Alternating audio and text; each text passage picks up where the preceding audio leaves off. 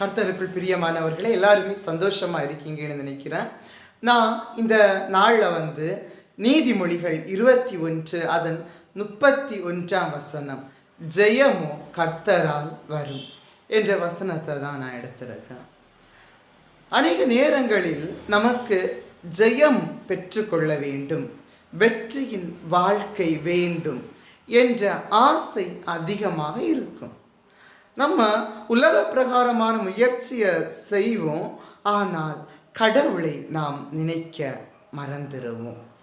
கர்த்தரை துதித்து பாடினவர்களுக்கும் கடவுளை நோக்கி விண்ணப்பம் செய்தவர்களுக்கும் ஜெயமுள்ள வாழ்க்கையை தேவன் கொடுத்திருக்கின்றார்.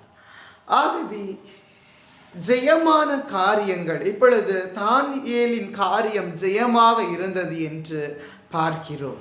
தானியேலுக்குமே தடைகள் வந்தல்ல, அவன் ஜெபம் செய்கிறதில்ல, ஆனால் அவன் கர்த்தருக்காக உண்மையாக நின்றான்.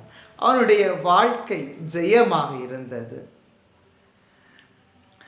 ஆகவே இன்னும் மோசே கர்த்தரை துதித்து பாடினான், அவர்கள் வெற்றி சிறந்தார்கள் என்று பார்க்கின்றோம்.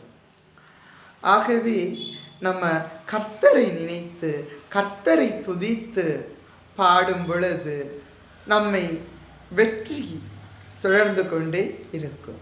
இந்த வார்த்தைகளுக்காய் தேவன் நம் ஒவ்வொருவரையும் ஆசீர்வதிப்பார்.